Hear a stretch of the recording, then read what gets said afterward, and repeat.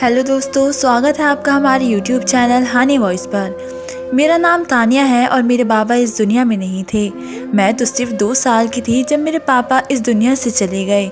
मेरा भाई मुझसे 10 साल बड़ा था। उस समय से वे बेचारा हमारे लिए कमाने लगा और उसने हमारे पेट की आग बुझाने के लिए बहुत मेहनत की।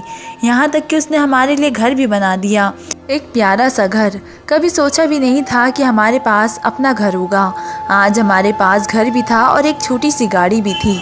मेरे भाई का कारोबार भी अच्छा था और वे बहुत ही अच्छा इंसान था। मैं कभी भी उससे पैसे मांग लेती थी, वे मुझे हमेशा ज़्यादा पैसे देता था। मेरी माँ भी उसकी बहुत तारीफ़ करती थी। हम बहन भाइयों में बहुत ही प्यार था। मेरी एक बड़ी बहन थी जिसकी शादी मेरे भाई ने की और उसको बहुत ही खूबसूरत दहेज दिया था। अगर मैं कहूँ कि मेरा भाई इस दुनिया का सबसे अच्छा भाई था, इसमें कोई झूठ नहीं होगा। जब मेरे भाई के शादी की बात आई तो मेरी माँ ने जगह जगह घूम घाम कर बहुत ही खूबसूरत लड़की का चुनाव किया। मेरी माँ का कहना था कि उसने हमारे लिए इतना कुछ किया है तो हमारी जिम्मेदारी बनती है कि हम भी उसके लिए खूबसूरत हम सफ़र चुनें। क्योंकि मेरे भाई ने कहा था कि आप लोग जिससे कहेंगे मैं उससे शादी कर लूँगा। हमने उसके लिए बहुत ही प्यारी लड़की तलाश की जिसका नाम मीना था। वे शक्ल और रवैये में बहुत ही अच्छी थी और बहुत ही खूबसूरत भी थी। घर को संभालती थी और उसकी शादी को 3 साल हो गए थे और अब मेरी शादी की बारी आ गई थी। मेरे भाई ने कहा कि जैसे बड़ी बहन के दहेज दिया था वैसे ही अपनी छोटी बहन को वही दूंगा, किसी चीज़ की कमी नहीं रहने दूंगा। मैं बहुत ही खुश थी। एक अच्छा इंसान आपके लिए किसी नेमत से कम नहीं होता। मेरी भाभी भी अच्छी थी, वे भी किसी मामले में नहीं बोलती थी लेकिन हमेशा बहुत ज़्यादा उदास रहती थी क्योंकि उनकी शादी को 3 साल हो गए थे लेकिन अभी तक उनके यहाँ औलाद नहीं हुई थी।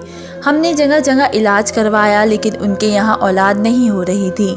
एक दिन मेरी माँ की एक रिश्तेदार आ गई और उन्होंने कहा कि तुमने तो अपने बेटे के साथ जुल्म कर दिया, इसको एक बाज औरत लेके दे दी जो इसको अभी तक औलाद की खुशी भी नहीं दे सकी है। तुम्हारे तो घर में एक ही मर्द है, इस घर में रौनक होनी चाहिए, बच्चे होने चाहिए। तुम्हारे बेटे के यहाँ पर बेटा पैदा हो जाता तो उसका बाजू बन जाता, उसको भी तसल्ली हो जाती कि बेचारा बचपन से कमाने लगा है लेकिन चलो कोई उसका सहारा बनने वाला भी इस दुनिया में आ गया है। जब लड़की की शादी होती है तो सबसे पहले उसको यही बात की जाती है कि अब तुमने संतान का पैदा करनी है। यह हमारे समाज का एक हिस्सा है और ये ऐसा सवाल है जो आपसे कोई भी पूछ सकता है। यहाँ तक कि रास्ते में अगर आप किसी औरत के पास खड़े हो जाए तो वह यही पूछ रही होगी कि तुम्हारे कितने बच्चे हैं, और अगर आप कह दो कि बच्चे नहीं हैं तो फिर वह बाकी की बातें भी पूछना शुरू कर देती है कि क्यों नहीं है, कब से नहीं है।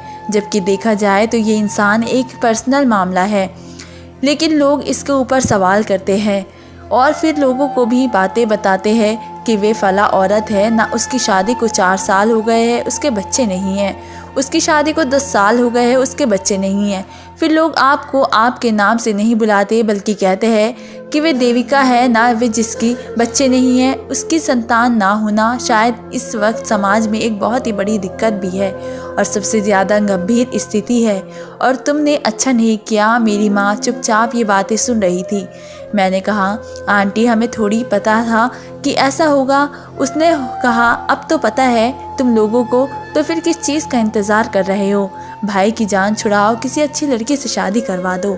एक ही साल में खुशखबरी आ जाएगी, घर में रौनक लग जाएगी, तुम्हारा भाई भी खुश हो जाएगा। ऐसे दरख्त को घर में लगाने का क्या फ़ायदा जिसके ऊपर न फल होता है और न फूल, और ना ही वे साया देता है। तुम्हारी भाभी का भी यही कभी औलाद नहीं होने वाली। 3 साल हो गए हैं। मेरी माँ चुपचाप ये बातें सुन रही थी। जब वे औरत चली गई तो मैंने अपनी माँ से कहा कह तो ठीक रही थी, ये तो भाई के साथ जुल्म हो रहा है। आपको पता है उनको बच्चे कितने पसंद है। जब बड़ी बहन की बेटी आती है तो कैसे उसको गले से लगाते हैं, उठा करके फिरते रहते हैं और उसकी हर ख्वाहिश पूरी करते हैं। अपने बच्चे तो दूसरों को बच्चे से भी ज़्यादा प्यारे लगते हैं।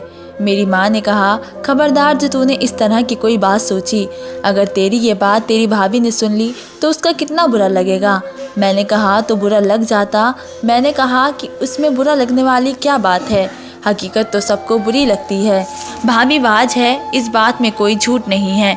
और मेरी भाभी ने ये बात सुन ली। वो शायद किचन में खड़ी थी और रोती हुई वहाँ से चली गई और मेरी माँ ने मेरे मुंह पर थप्पड़ दी मारा। मैं हैरान रह गई कि मेरी माँ की आंखों में भी आंसू आ गए। वे मुझे कहने लगी, बेवकूफ़, तेरी भाभी के अंदर कोई कमी नहीं है, बल्कि तेरा भाई बच्चे पैदा करने के काबिल नहीं है, उसके अंदर कमी है और उसको भी इस बात का पता नहीं है। वे बेचारा शरीफ आदमी, मासूम और पढ़ा लिखा भी नहीं है। हम उसे डॉक्टर के पास ले गए थे और हमने उसे कहा था कि ये रूटीन के टेस्ट है और उससे किसी बात का पता नहीं चला।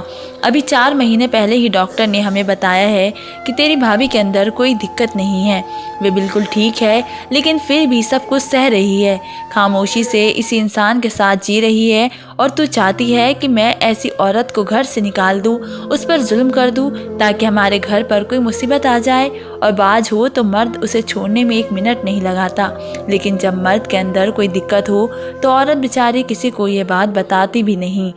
खबरदार जो तूने इस तरह की बात भी की, जाकर अपनी भाभी से माफ़ी मांग। मुझे भी बहुत शर्मिंदगी हो रही थी। मैंने भाभी को कहा तो उन्होंने मुझे माफ़ कर दिया। उस औरत ने मेरे दिमाग में अजीबोगरीब बातें भर दी थी, तो मैंने भी ऐसे ही कहना शुरू कर दिया। मेरी भाभी ने कहा, कोई बात नहीं, तुमने तो पहली दफ़ा ये बात की है, मोहल्ले में तो सब हमेशा ये बातें करते हैं, मुझे आदत हो गई है। मैंने कहा, आप फिक्र ना करिए, मैंने सुना है जब औरत की शादी होती है तो वो और भी जो पहली दुआ मांगती है वे ज़रूर कबूल होती है। जब मेरा शादी होगा तो मैं सबसे पहले आपके लिए ही दुआ मांगूंगी। मेरी भाभी ने मुझे फ़ौरन माफ़ कर दिया। वे वाकई बहुत ही अच्छी इंसान थी। मेरी शादी हो गई, लड़का भी खूबसूरत था और फैमिली भी अच्छी थी। मेरे भाई ने मुझे इतना सारा सामान दिया कि मेरी पहले ही ससुराल में बहुत ज़्यादा इज्जत बन गई थी। मेरी भाभी भी बहुत खूबसूरत थी, लेकिन उदासी और परेशानी की वजह से उनकी खूबसूरती ख़त्म होती जा रही थी। हमेशा उनके चेहरे पर एक दुख होता था। वे बच्चों को देखती तो उनके आंखों में आंसू आ जाते थे। वे सब कुछ सह रही थी, लेकिन हर इंसान की सहने की भी एक हद होती है और उनके अंदर एक तूफ़ान बन जाता है जो अंदर से उसे खा जाता है। मेरी भाभी की भी यही हालत थी। वे मेरे भाई को कुछ बताना भी नहीं चाहती थी और नहीं तो वही तूफ़ान मेरे भाई के अंदर चला जाता, जो पहले ही हम सब के लिए बहुत ज़्यादा मेहनत किया करते थे। लेकिन खुद मेरी भाभी एक ऐसी आग में जल रही थी जो उनको दिन पर दिन ख़राब कर रही थी। मेरी माँ को भी मेरी भाभी की बहुत ही फिक्र लगी रहती थी। एक दिन मेरी माँ ने मुझे एक अजीब बात कही और मैं उस बात को ठीक से समझ नहीं सकी, लेकिन जब बात समझ आई तो आम सी बात थी।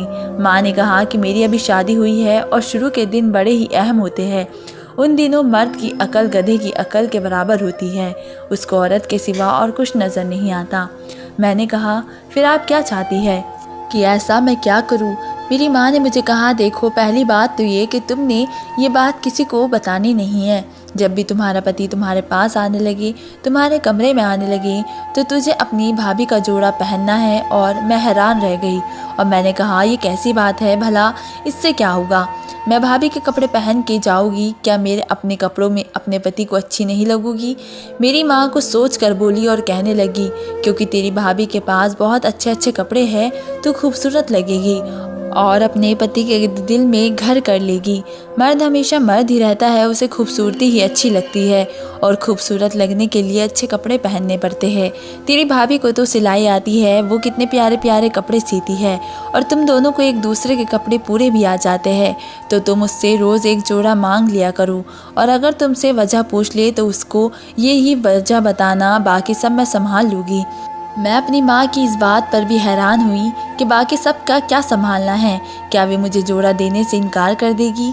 माँ ने कहा, नहीं, मतलब कहीं उसको अजीब न लगी, बस मैं उसको समझा दूँगी। वैसे भी वे बहुत अच्छी है, मेरी हर बात मानती है, तो बस उनके कपड़े पहनकर ही अपने पति के पास वक्त गुजारना।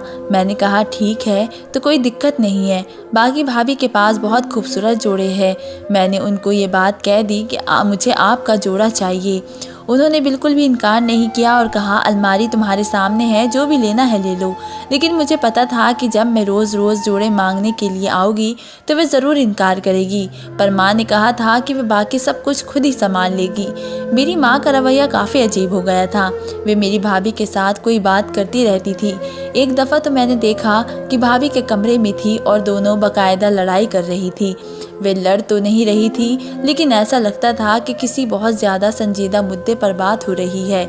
जब मैं अंदर गई तो दोनों खामोश हो गई। मैंने कहा कि क्या बात है। मेरी भाभी की आंखों में आंसू थे। मेरी माँ का कहना था कि कुछ नहीं, आज पहली दफ़ा इसको डांट दिया तो गुस्सा हो गई है। मैं अपनी माँ को जानती थी, औलाद अपनी माँ को जानती है। माँ झूठ बोल रही थी और मेरी भाभी भी नज़र नहीं मिला रही थी। ये दोनों आपस में कुछ पका रही थी। मुझे इसके बारे में बिल्कुल भी नहीं पता था। वैसे तो घर में कोई भी बात होती तो मेरी माँ मुझे ज़रूर बताती थी।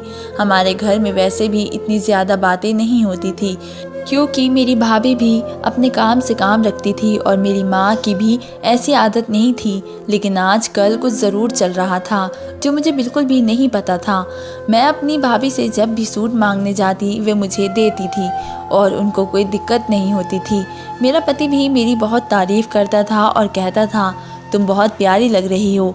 मैंने उसे बताया कि ये सूट मेरे नहीं हैं, लेकिन उसने ये बात ठीक से नहीं सुनी और कहा, जिसके भी है तुम तो बहुत ज़्यादा खूबसूरत लग रही हो।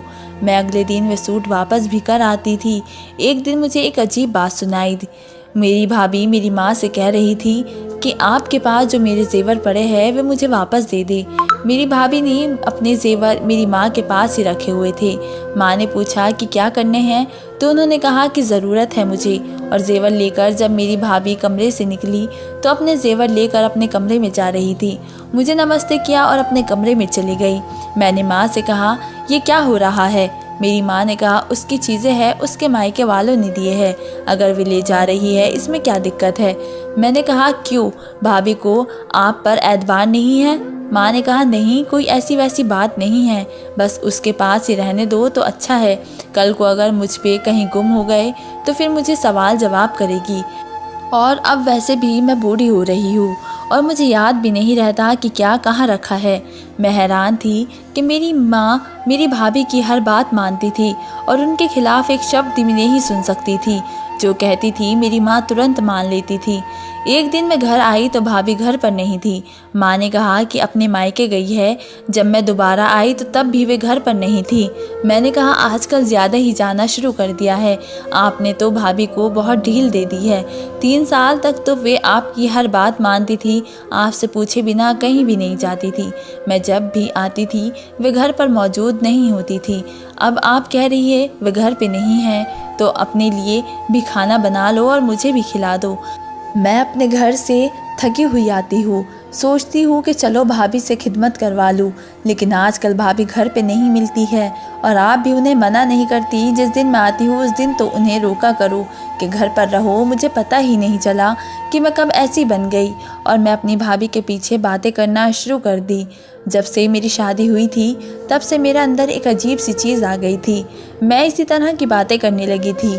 माँ का कहना था मैं इस पर ज़्यादा पाबंदियाँ नहीं लगा सकती हूँ, क्योंकि कमज़ोरी इसके अंदर नहीं है, हमारे बेटे के अंदर है। इसीलिए अगर हम इस पर ज़्यादा पाबंदियाँ लगाए और कल को इसने ये बात किसी को बता दी तो क्या होगा। मैंने कहा कि क्या वे ऐसी है कि सबको ये बात बता देगी। माँ ने कहा, इसके पीछे क्यों पड़ गई हो तुम, अपनी सुनाओ। मैं अभी बात ही कर रही थी कि मेरा सिर चकराने लगा। माँ ने मुझे संभाला और मुझे बैठने को कहा। मैंने पानी पिया और मेरी तबीयत थोड़ी बेहाल हुई। मैं बहुत खुश थी कि मैं माँ बनने वाली हूँ। मेरे पति भी इस खबर से खुश थे। वापस आते हुए मेरी माँ ने मुझे मिठाई के साथ मेरे ससुराल भेजा और वहाँ भी सब लोग बहुत ही खुश हुए। जब ये खबर मैंने अपनी भाभी को सुनाई तो वे भी दिल से बहुत ही खुश थी, मगर मेरे दिल में एक अजीब सी फिक्र थी। सोचती थी कि कहीं मुझे मेरी भाभी की नज़र न लग जाए। ये नहीं कि वे मुझसे हसद करेगी, मगर कभी कभी अनजाने में भी नज़र लग जाती है। मेरी शादी को अभी सिर्फ 2 महीने हुए थे और मेरे होते हुए मुझे ये खुशखबरी मिल गई थी, लेकिन मेरी भाभी की शादी को 4 साल होने वाले थे और अब तक उनके पास ये खुशी नहीं थी। ऐसे में इंसान के दिल से आह निकल ही जाती है। मेरी माँ ने कहा कि मेरी भाभी ऐसी नहीं है, लेकिन मुझे अपनी माँ की बातें समझ नहीं आती थी। कभी वे भाभी के बारे में कुछ कहती थी और कभी कहती थी कि वे बहुत ही अच्छी इंसान है। मैं बिल्कुल उलझन में थी। मेरी एक दोस्त थी जिससे मैं ये सारी बातें डिस्कस करती थी, क्योंकि अपनी माँ या भाभी से ये सब कहना मुमकिन नहीं था। दोस्त ने कहा, शायद तुम्हारी माँ तुम्हारी भाभी की साइड इसलिए ले रही है क्योंकि तुम्हारे भाई में कमी है। मैंने कहा, कमी है तो वे चली जाए, भाई को छोड़ के क्या अपना नुकसान नहीं करेगी? फिर उसके साथ कौन शादी करेगा? डॉक्टर ने मुझे शुरू में कुछ दवाइयाँ दी थी और कहा था कि इन्हें वक्त पर लेना ज़रूरी है ताकि ठीक से बरकरार रहे। एक दिन मैं भाभी से सूट लेने के लिए उनके कमरे में गई तो उनकी साइड टेबल पर कुछ दवाइयाँ रखी थी। उस दवा को देखकर मेरे होश उड़ गए। ये तो वही दवा थी जो डॉक्टर ने मुझे दी थी। मगर मेरी भाभी ये दवा क्यों ले रही थी? क्या वो भी माँ बनने वाली थी?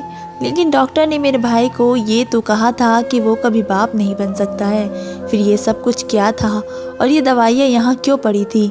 इसका मतलब मेरी माँ भी इस बारे में जानती थी, नहीं तो वो इन दवाइयों को ऐसे सरेआम नहीं रखती। पर ये क्या हो रहा था कि मेरे भाभी की गोद में किसका बच्चा था? मैं बहुत ज़्यादा परेशान हो गई। मैंने उनके कपड़े देखे तो उन्होंने अपने लिए कुछ कपड़े काट के रखे हुए थे, क्योंकि जब मैं उनके कमरे में जाती थी आराम से अलमारी खोल लेती थी और अपनी पसंद का जोड़ा निकाल लेती थी। ये कपड़े उन्होंने अपने साइज़ से ज़्यादा बड़े काटे हुए थे, जैसे बाद में उनको पहनने की ज़रूरत पड़ेगी। जब उनका पेट बाहर निकल आएगा तो उनको खुले कपड़े पहनने पड़ेंगे। इसका मतलब मामला संगीन था।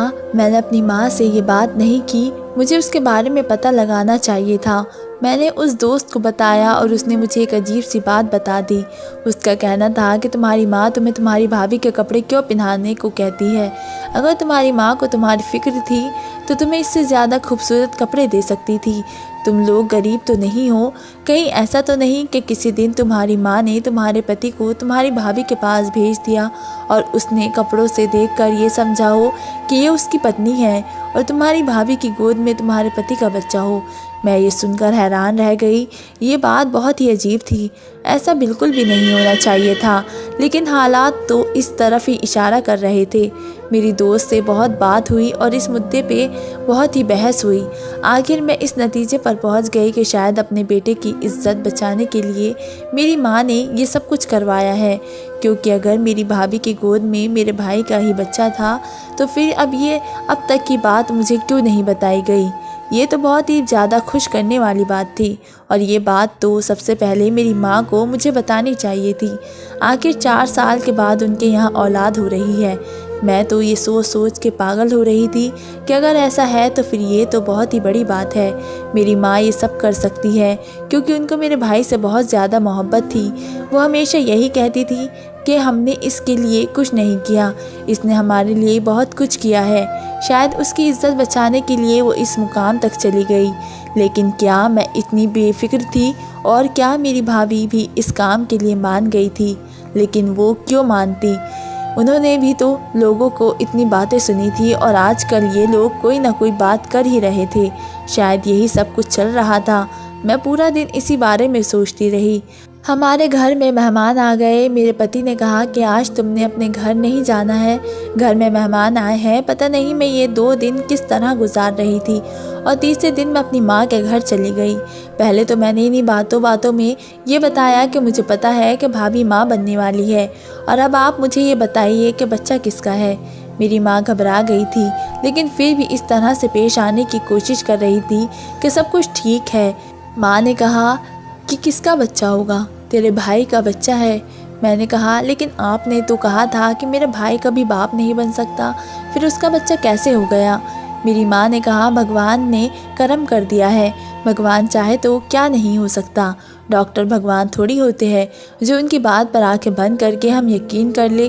सब लोग बहुत खुश थे और हैरान भी थे, लेकिन ये बात अभी भी बहुत अजीब लग रही थी कि जब इतने वक्त तक संतान नहीं हुई तो अचानक से ऐसा हो गया जैसे सब कुछ बिल्कुल ठीक है। ये कैसे हो सकता था? जिससे भी बताते उसे मुंह फाड़ कर बातें ही करनी थी। उनसे भी लोग कहाँ खुश होते हैं? किसी के साथ अच्छा हो या बुरा हो, उनको सिर्फ ही बातें करनी होती है। बातें करते हैं और हमारा दिल जलाते हैं। और हम सुनते भी रहते हैं। मैंने कहा अगर ऐसी बात थी तो अब तक आपने ये बात मुझे क्यों नहीं बताई? भाभी को देखकर लगता है कि उनका तीसरा महीना चल रहा है, फिर आपने मुझे ये बात क्यों नहीं बताई? क्या मैं नाराज़ होती? मैं तो खुद माँ बनने वाली हूँ, मैंने क्यों बुरा चाहती? और क्या मैंने खुश नहीं होना था? मेरी माँ का कहना था ये सब कुछ इतना सीधा नहीं है। मेरी बात का यकीन कर, जैसा तुम समझ रही हो ऐसा कुछ नहीं है।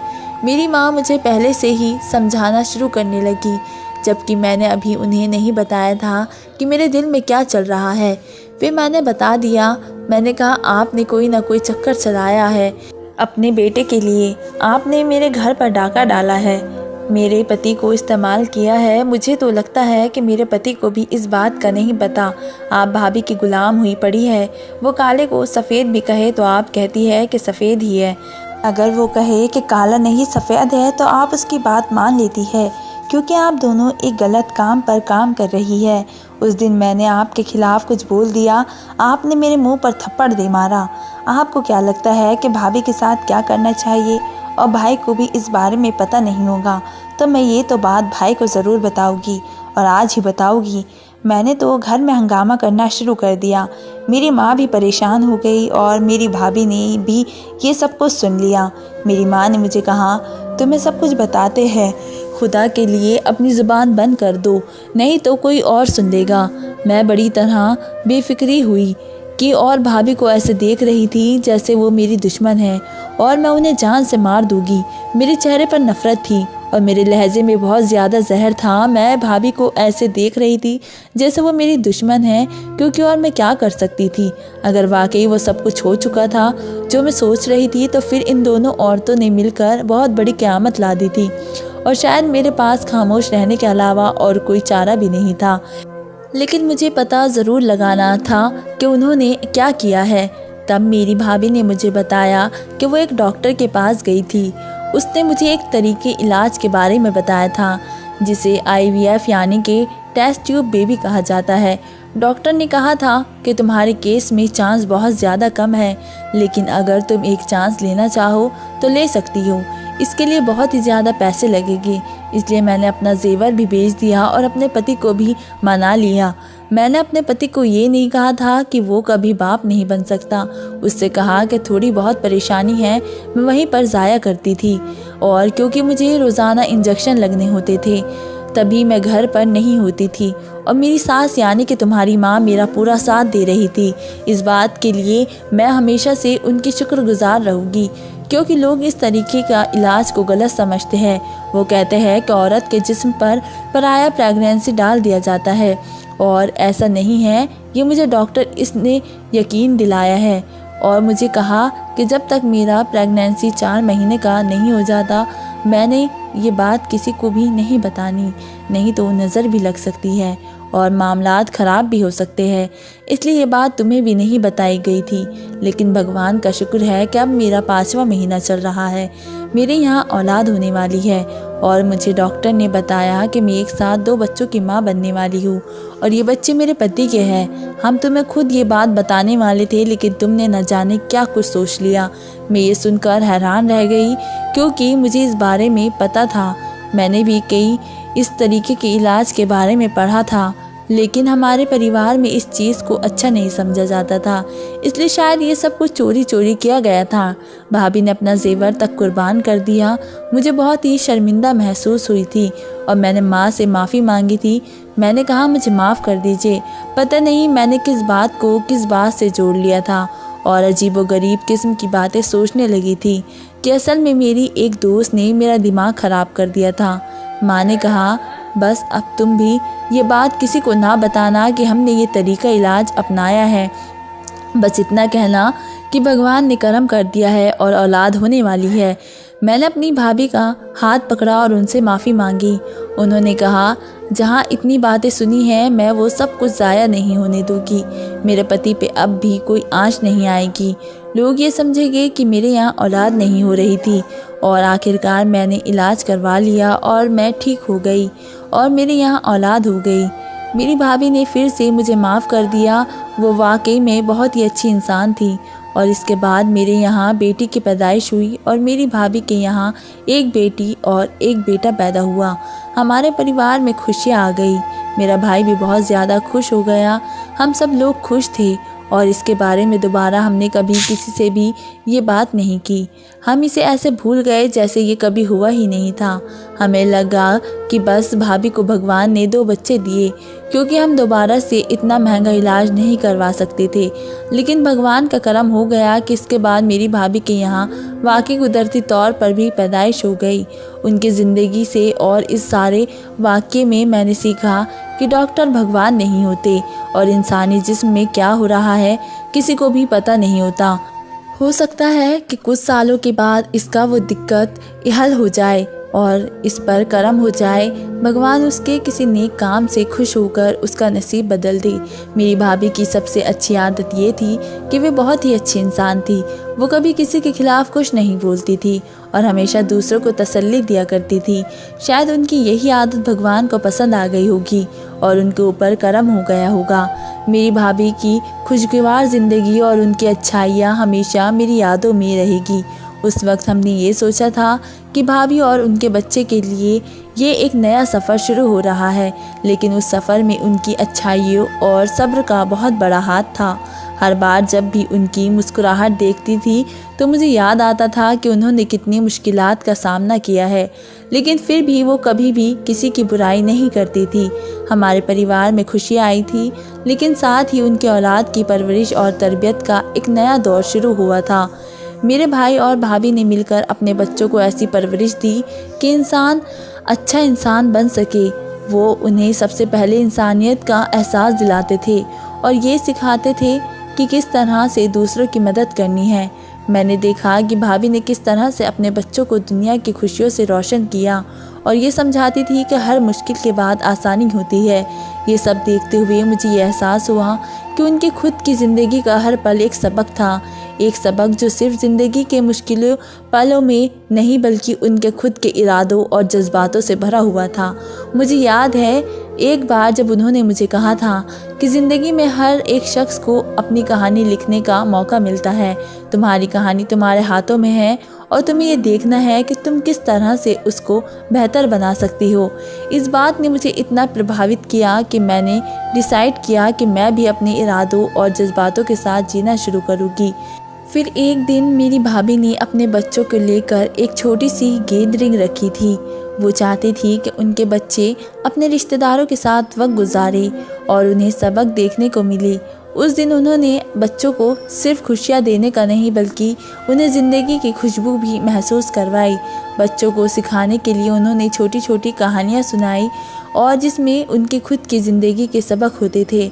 उनकी बातें सुनकर मैं सोचने लगी कि हर एक इंसान के अंदर इतनी ताकत होती है कि वो खुद को बदल सकता है अगर वो चाहे। तो आखिरकार उनके साथ बिताए हुए लम्हे ने मुझे ये समझाया कि ज़िंदगी सिर्फ एक सफ़र नहीं है, बल्कि इस सफ़र में मिलने वाले लोग, उनकी कहानियाँ और उनके साथ बिताए गए वक्त ही असल में ज़िंदगी को रंगीन बनाते हैं। भाभी की ज़िंदगी में जो कुछ भी हुआ उसने मुझे ये सिखाया कि खुद पर विश्वास रखना और दूसरों की मदद करना कभी नहीं भूलना चाहिए। ये सब एक ऐसा पैगाम था जो मैं हमेशा याद रखूँगी कि ज़िंदगी हर लम्हे में कुछ ना कुछ सीखने का होता है और हर एक मुश्किल के बाद एक नई खुशी होती है। जब तक भाभी मेरे साथ थी मैं उनसे हर बात कुछ नया सीखती रही और उनका ये पैगाम मेरे लिए एक सतूरी बन गया था। हर बार जब भी मैं कुछ मुश्किल महसूस करती उनकी याद मेरी हिम्मत बढ़ा देती।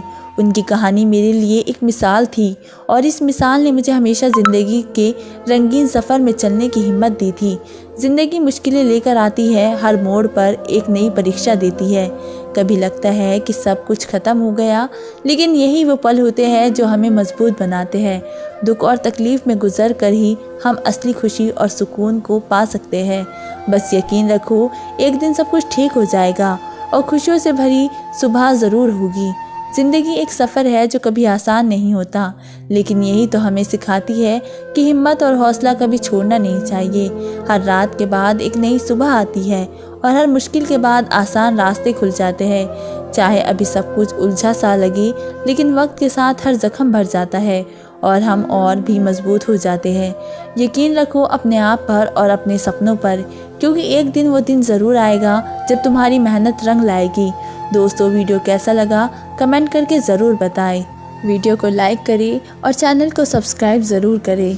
मिलते हैं एक ऐसी ही मोटिवेशनल कहानी के साथ, तब तक के लिए धन्यवाद।